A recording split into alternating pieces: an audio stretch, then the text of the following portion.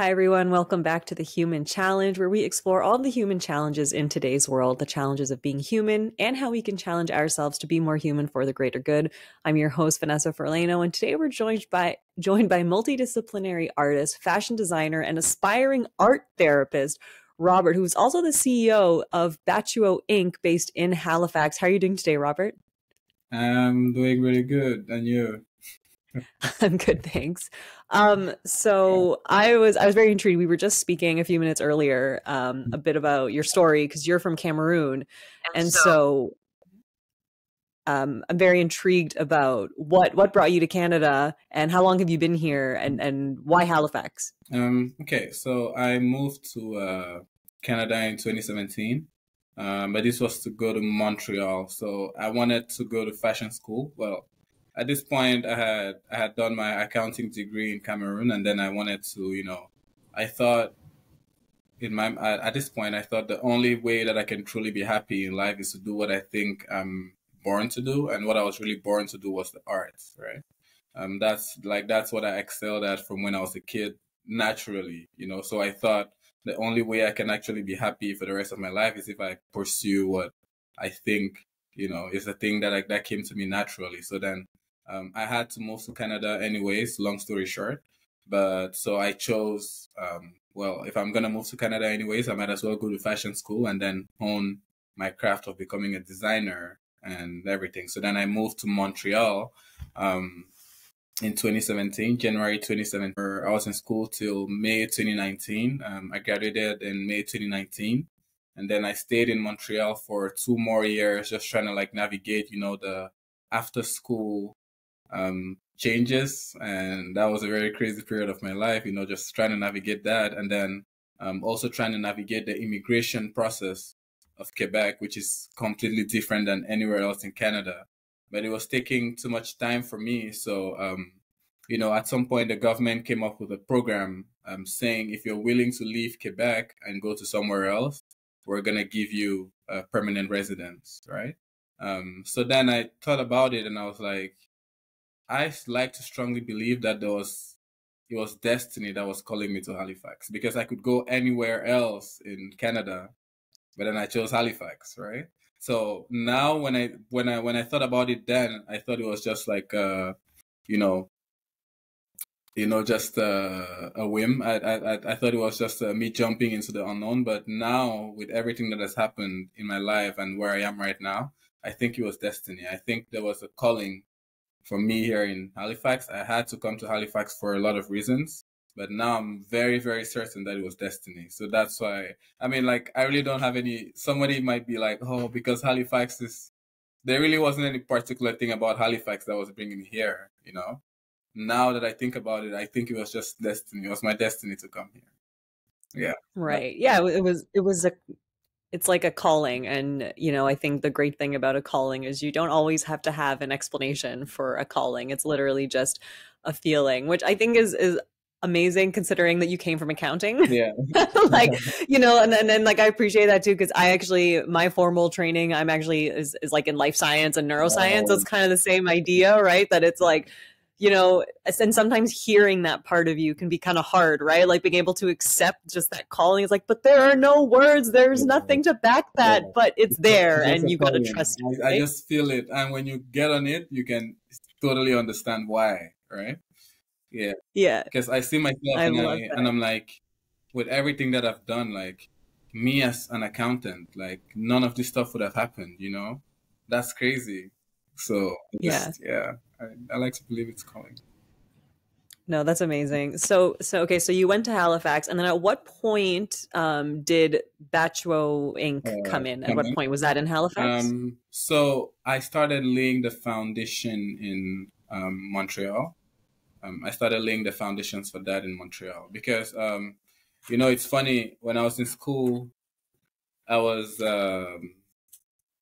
was perceived as being very, very talented. There were many indicators to that, by the time I was graduating, all my teachers knew my name.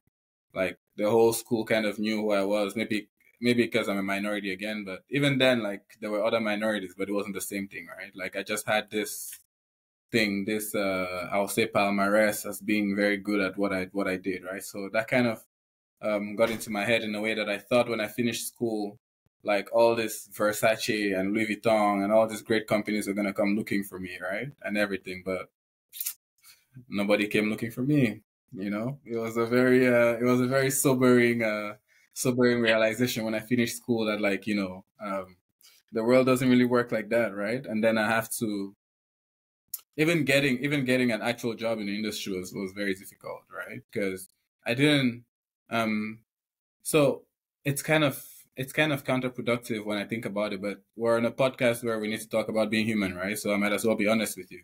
So I'm a fashion designer, but I don't necessarily know that I like the fashion industry. You know what I Okay. mean? I feel like Mhm. being a designer to me goes beyond like it's beyond just like the garment industry. It's like a whole to me, like I'm saying, it's like a whole psychological calling, like it's more of like yeah, I'm trying to like pass on these ideals of like, African empowerment or like empowerment for people who wear the clothes. I'm trying to pass into this ideal of like, um different things. So like I didn't really know that I just wanted to work in like a fashion company where, they were like designing fast fashion and like poisoning the whole world and everything. You know what I mean? So um that stands to reason why I feel it was kind of hard for me to find a job in the industry. Not only that, like it's extremely low paid. There's like all this harassment. There's like a lot of issues I had with the fashion industry. So I didn't really, I looked for a job for some time, but I didn't really push so hard as I wanted, right?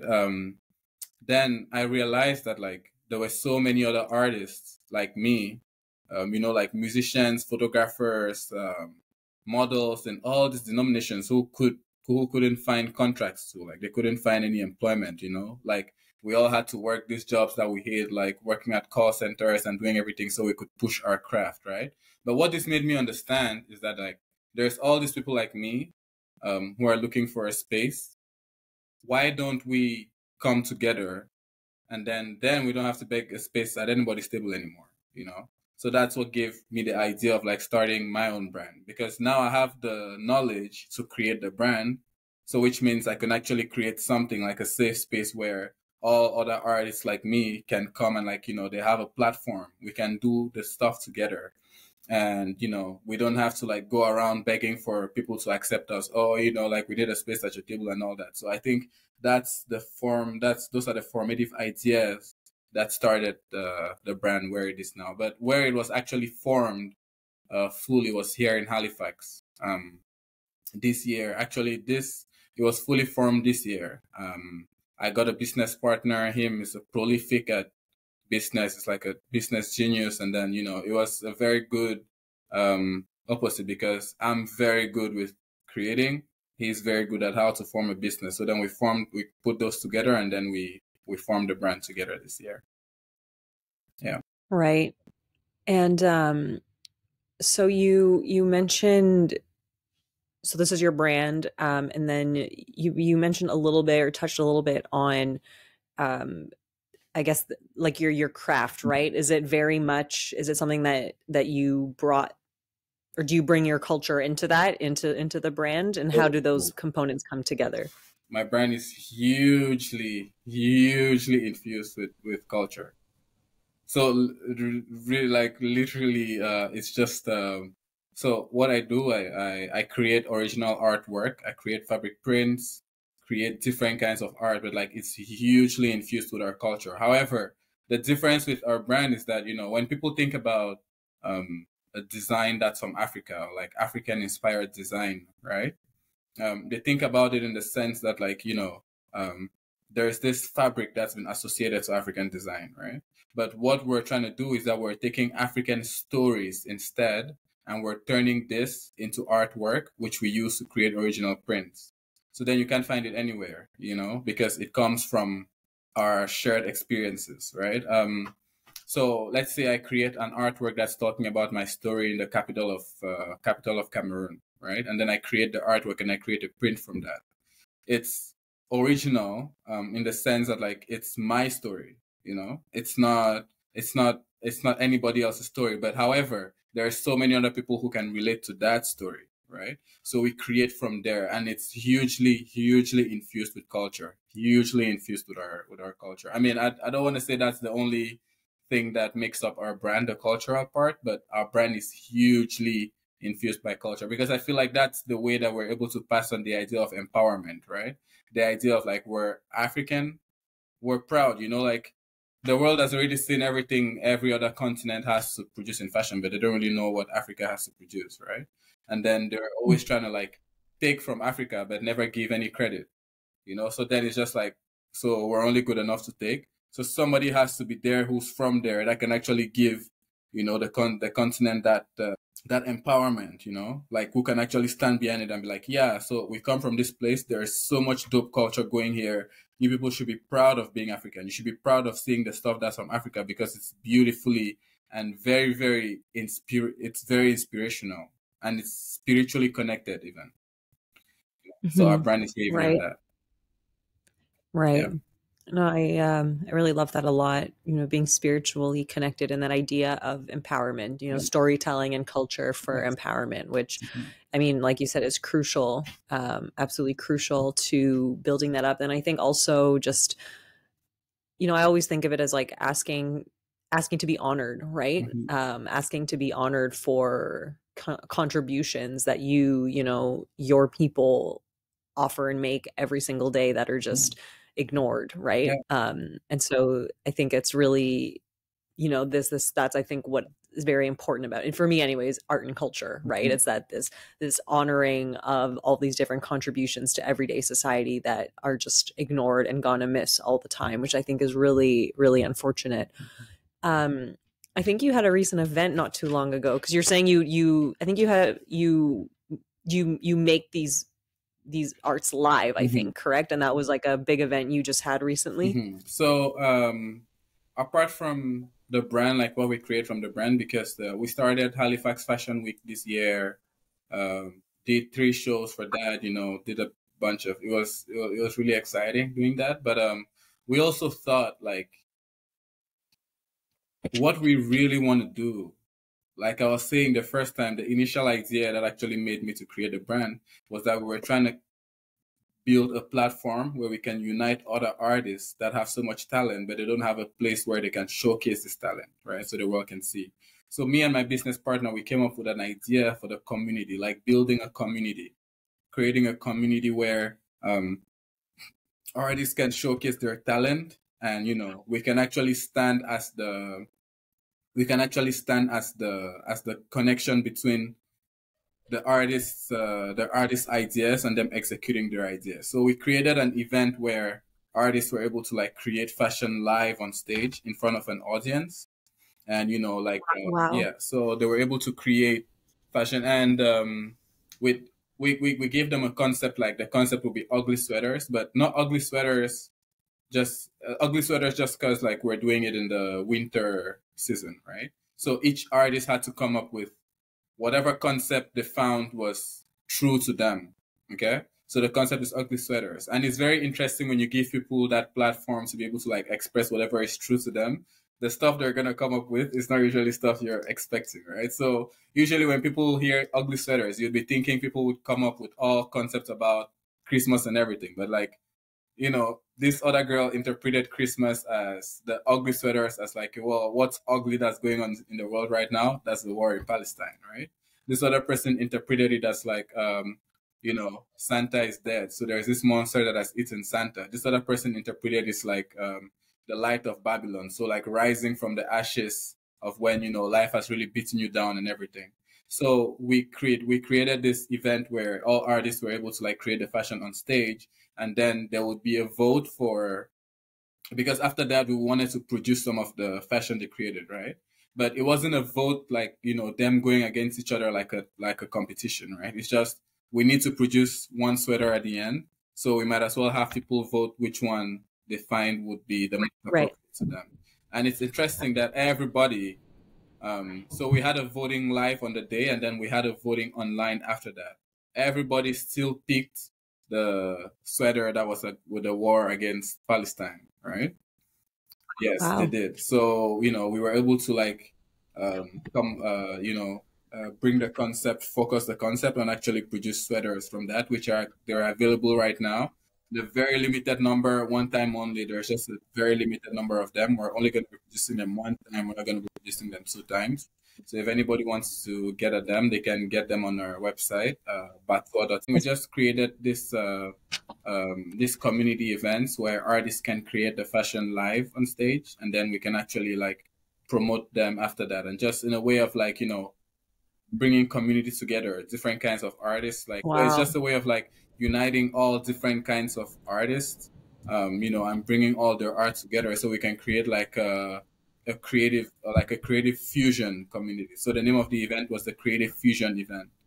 Um, and Wow. when I think about it, again, I told you that like I'm a fashion designer, but the way I see fashion design is the vehicle that takes me to where I'm going, because it's different than being just a painter. Because a painter, all you're doing is, you're painting all this beautiful canvas and everything, like Picasso and the rest, right?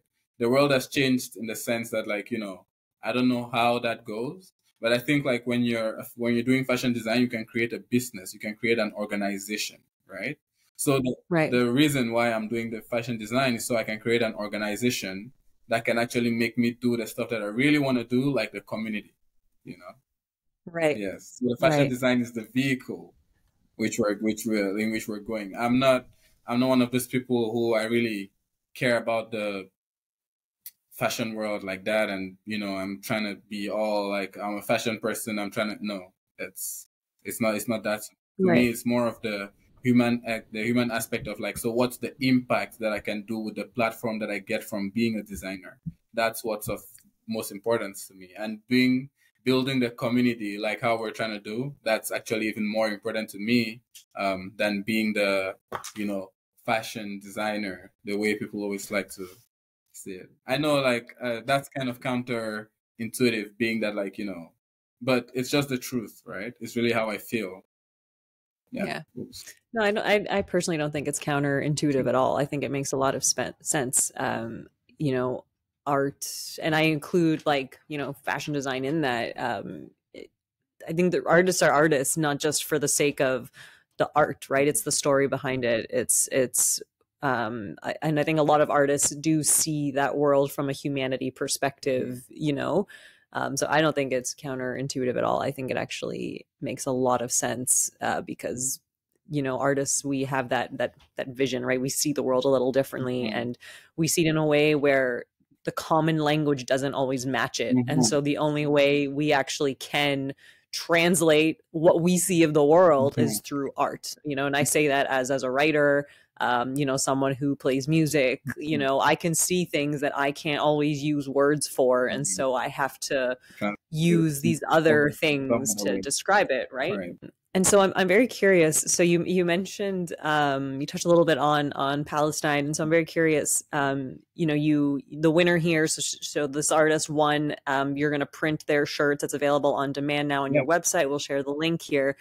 I'm kind of curious. Where was there did it impact this decision, even though it was like a vote, Mhm. right? Did it impact like the support that you had from your organization, from your audience, customers, etc.? So it's very funny. I feel like people are very comfortable supporting this, but in the background, they're not really comfortable, like, fully, openly, like, vocalizing their support for it, right?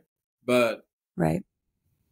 what I think, and this might be actually career suicide. Like, what I think is, the platform I'm trying to create is a platform where people are allowed to speak their truth. And it's Hmm. okay. Like, we should be able to bear.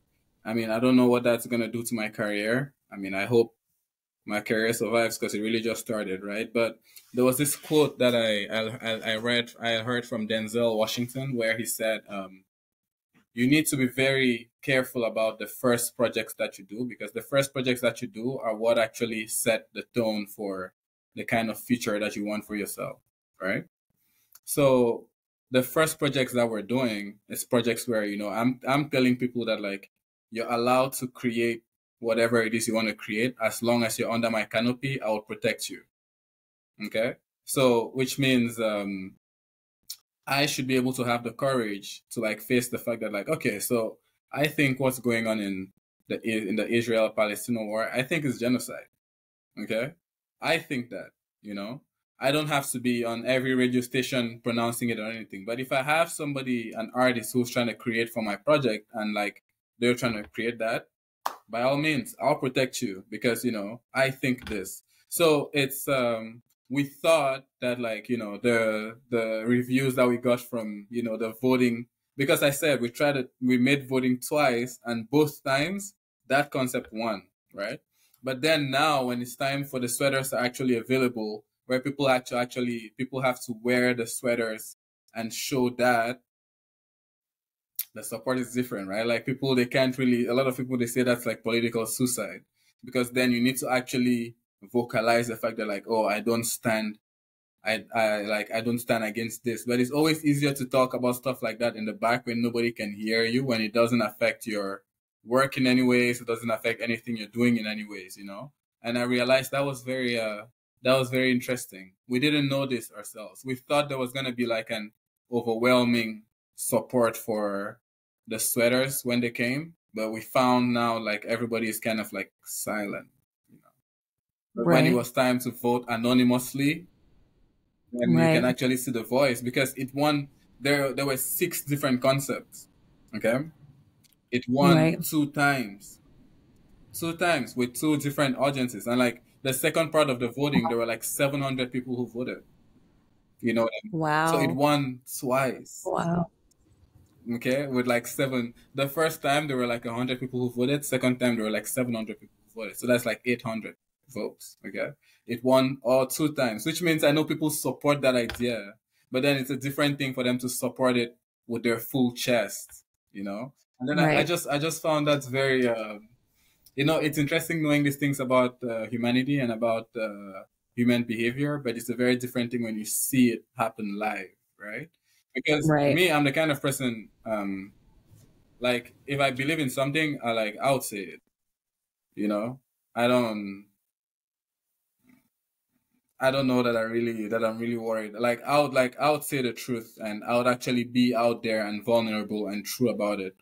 But I've come to realize that that's not always. I mean, that's the way I want to choose my life, but that's not always the way people want to choose their lives. You know, so I think we live and we learn, right? Like I don't know what, but I'm not gonna stop. You know, like I'm not gonna be like, oh, on the next one, don't talk about some concept that's true to you. Right. You know what I mean? As far as you're doing it for us, we're a safe space for you to do it.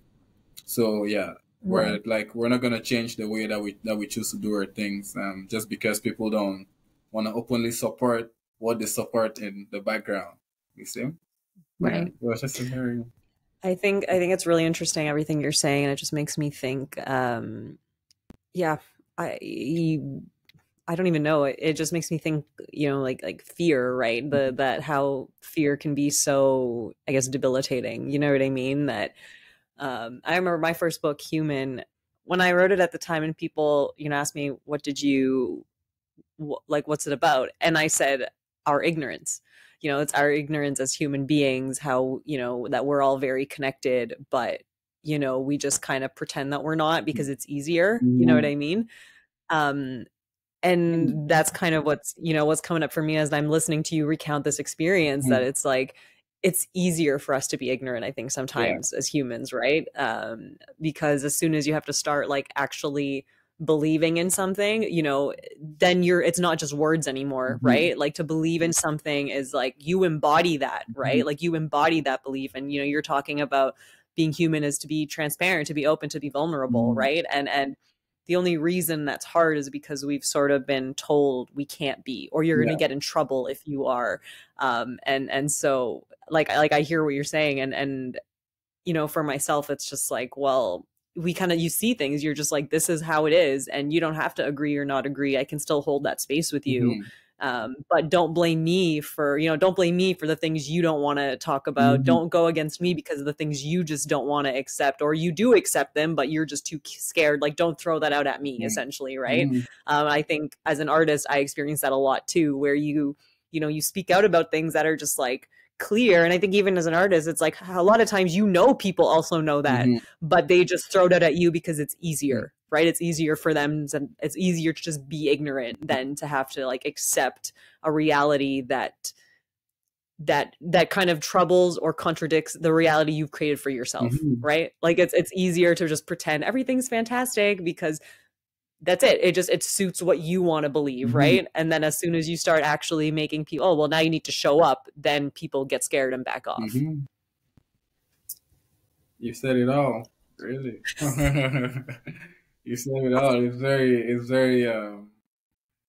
It's I guess it's very interesting where sometimes they look at the things that really bother you as an artist, like some people look at it and are like, but why do you care? You know?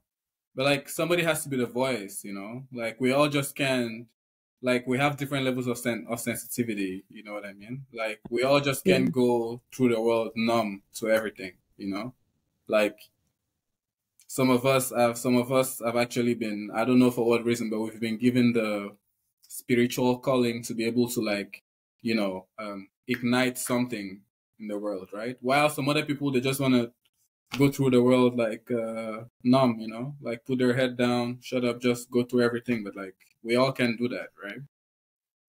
Right. And I guess that's okay. I didn't know it was okay, but I'm beginning to understand really that that's okay.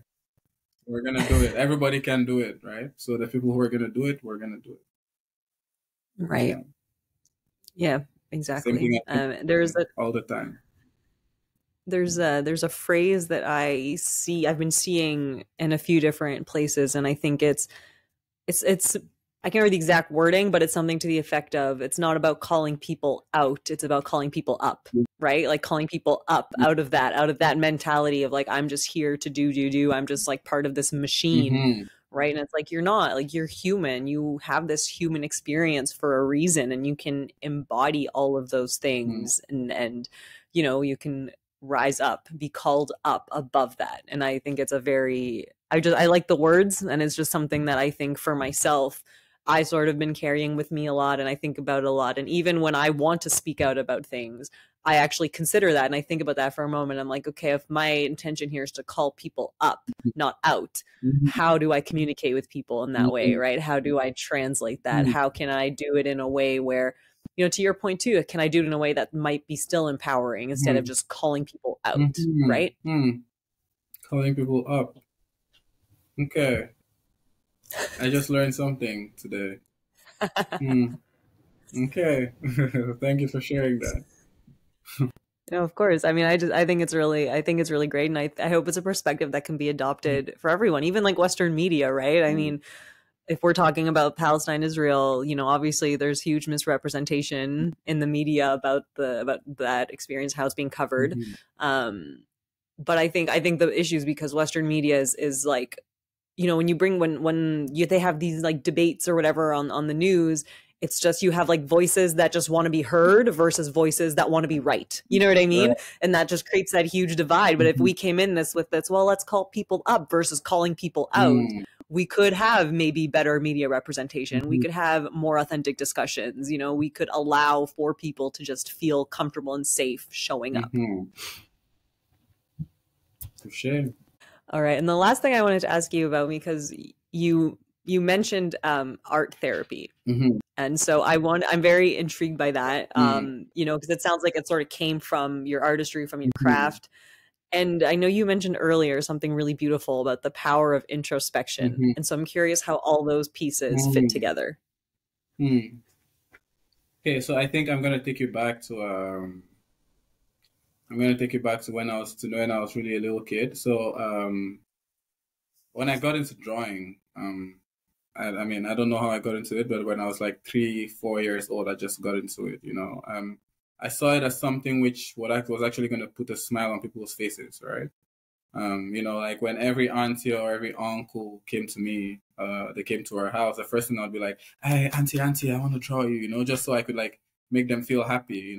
Another thing was I liked storytelling. So my parents would actually take me to their friends' places so I can like tell stories, right, and narrate them stories. So I had this thing where I felt art or artistic, and mind you, I'm like by this time I'm still a little kid, you know, like I didn't have the mind to actually think of like artistic pursuit or artistic capacity, but I just felt at that moment that like I just was using my natural gifts to like, you know, bring joy or bring cheer to people's minds, right? Um, then like the way I grew up in life, I developed a hyper sensitivity to everything, you know. I was always the one like Mhm. trying to make peace with people, right? Like I would be the one where you know, I would not necessarily that I would always be in the middle because I don't have like I can't always choose somewhere, choose a different place. But I would always find myself being in the middle where, you know, there's if these people have a problem with these people, you know, I would always be able to be the one that can like, you know, like sort of navigate that for them, you know, because I was always able to like put my shoes in put myself in these people's shoes and in these people's shoes, you know. I feel I had that I don't know how it came about, but I just naturally was born with that instinct of being able to like do that, right? Um, so even when I got into high school, like I would be able to blend with like, you know, high school is usually a thing of like cool kids and nerds. So I was always gonna be able to like blend with the cool kids and the nerds because I was just the way I was, right? I was just very genuine with myself. So I realized it's a very interesting power that I have to be able to always bring all kinds of people together that would normally not be together, right? But this is just now like this is my personality. This is one part of my personality, right? Um, when I got to when I got to actually fashion school and actually like doing my art professionally and everything, I found that like there was always some element of like, you know, I'm trying to get into the human psyche. You know, there was always an element of me trying to. I mean, I'm sorry. I feel like I need to give you these different pieces. Then in the end, I'm gonna like bring all of them together. Okay. So there was always an Sure. element of like me trying to get into the human psyche of like, you know, trying to create art from like a very very deeply rooted place, right? So I did that, and I felt like it made my projects more more interesting or more like psychological. You know, like my projects were very very conceptual. So I pushed on this a lot, and then the more I pushed on this, the more it got me to like, you know, get into myself and think about my life, think about my story, think about my family story, think about like all this stuff that it made it very easy for me to like, you know, convey how I was feeling in art, right? And I know a lot of times artists they convey that with their art, but it was actually made it very easy for me to actually vocalize that, to actually be able to explain a very complex human feeling through art and actually be able to vocalize it.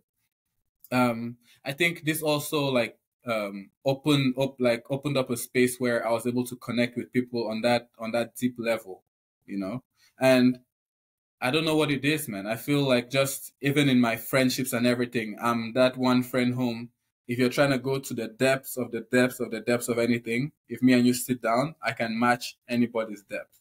Okay? Okay. Then my dad is a doctor, you know, he's a medical doctor. So he heals people, right? Like that's his calling. Um, I look most, I resemble him the most. And, you know, we have like a communication with the way we are. That's very, very, like we're deeply connected to each other like that, you know? So I think there's also something in me that has wanted to like become a healer, right? But I couldn't become a doctor. Now, fast forward to this point in time where I moved to Halifax, you know, I was in so much self doubt. Like, I was doubting the fact that design was going to be the thing that would probably like raise a family for me. You know, like it had kept me in like, I was kind of broke. I didn't have any money and everything. But then I met my partner at the time, and then we started this art organization that was really about people coming together to paint and just, you know, paint. So she wanted to start the organization about just people coming together to paint. But I wanted it to be more spiritual, where, you know, like we can unite community. People can paint from their feelings, they can paint from their emotions and everything. So it can actually be like a therapeutic process. this naturally occurred to me that if we're starting something like that, that's how I want it to go, you know? So doing Hmm. this for a long time and actually seeing how much of an impact it was and the kind of spaces we were able to get into, like, you know, gender violence, like, you know, men's mental health, like in all the spaces, because we're fostering people being able to like sit down and have a safe space where they can share their emotions and everything. I thought about this and I'm like, all through my life, this is really what I've been doing. No matter where I was, you know, this is really what I've been doing, being able to like hold space for people to like share what's most complex to them in a way that like I would give them understanding. And through me giving them understanding, that's also how I like, you know, I delve deep into myself and I try to understand myself, you know. And I realized that like this introspection and this constant me connecting with myself and going deeper into who I am gives me the like it has just made me understand that like, oh, that is really what I've been trying to do with my art ever since. Hmm. Like actually open a space where people can like, you know, express their emotions, right? By nature, I have the depth that I can understand them, right? I can be vulnerable with what's going on with me so I can relate to them. So art therapy. You know, like I was Yeah. naturally born to become an art therapist. I was naturally given the tools to become an art therapist. The way I've lived my life and everything has brought me to the realization that like, yeah, what I've been really trying to do with art is heal people. Like my dad who's a doctor, but I'm going to be an art doctor, a doctor through art. And I actually got into this realization of recent. So I was going through a little depressive episode and then, you know, I actually got into that and I'm like, oh my God, this has been really my calling ever since because of the way that I do it, you know. Um I hadn't seen it done the way that I do it like that. It's just, and long story short, I really just think that like that's my calling. That's really what I want to do. Whenever I'm trying to do art, it's always from that place of like liberate yourself, you know, I'll give you a safe space. Understand, you know, like I'm trying to understand myself, I'm trying to understand you, but I'll share the most embarrassing and deep stuff about myself and you can share yours, you know. So just the way that I live my life and the way that like I'm taking my art journey, when you put those together, then I know my calling is really to be an art therapist. Yeah. Right. To heal the world through art. I love those Yeah. words so much. And I think that's a really great message to end this episode here. Heal the world through Yes. arts. It's a very beautiful soul mission. Yes. And I'm very grateful. It seems that all the pieces in your life have been leading you to Yeah. this, right? And And so I think that, you see in the beginning when I told you Halifax was destiny, when I was in Montreal, I wasn't thinking this. I think I was doing it, but I wasn't thinking it from that yeah, point of view, you know. But it's the being in Halifax and the calm and everything that I've gone through in Halifax and everything that I've actually had to be that like make me find my voice again. And then it has actually gotten me into the realization that like, oh, okay, this is actually where I'm supposed to be. This is actually where I'm supposed to go. This is actually what I'm supposed to be doing, and that's what I want to do. And I've never been I've been sure about a lot of things in life, but like that one I can feel it. You know, like I can feel that it's been something I've been called to from when I was a kid till now, and my life has just played out in a way that has brought me to understand that like okay, that's actually what I've been called to do, and it's what I've been doing anyways, even when I didn't understand that that's what I was doing. That's how I know I have to be an art therapist. right. Yeah. No, absolutely. I appreciate that so much. Thank you so much for coming on the show. Very grateful for your words, for your story. Mhm. And how can we keep in touch with you to make sure we can keep Um, following you on this journey? so I have a personal Instagram page, Robenga. So Robenga. So that's a nickname my elder brother calls me. And I have my brand page. So that's Batuo Inc. Batuoinc. So if you follow me on any of these two pages, you can really see what's going on with my journey. I guess I try to show my life as genuine as I can or not, but you know, I guess it's actually easier if you follow the brand page because then like I'm obliged to post on the brand page, right? Because I'm trying to push the brand and everything. But yeah, you can connect with me on any way that you want to connect. We can always have any conversation you're trying to have. And like, I promise you, I can meet you at any level of depth which you're trying to find yourself. If there's any, like, there's never anything that's too taboo, because I would share stuff about myself which you wouldn't think that somebody would share stuff like that with you, but I would, because I understand that like the only way we can truly connect with each other is if we're vulnerable with each other. And this is, I don't care if it's relationships, I don't care if it's whatever, like the only way we can truly connect with each other is through vulnerability. I'm ready to be vulnerable. That's just the way that I am, and I like it. So yeah. Wonderful. Well, thank you so much, Robert. And yeah, all of those links will be in the description as well. So thank you so much for coming on the show. All right. My pleasure. Thank you, Vanessa. Thank you for creating this kind of show. It's very important that like there's people who have this kind of platform where people can share their truth, right? And I really appreciate you for this. It's very interesting because when I hear myself saying these things, it actually reinvigorates my passion, and actually, it really makes me feel great. So thank you for what you're doing that has led you to creating a platform like this and continuing to do it. I appreciate you for that. Thank you so much.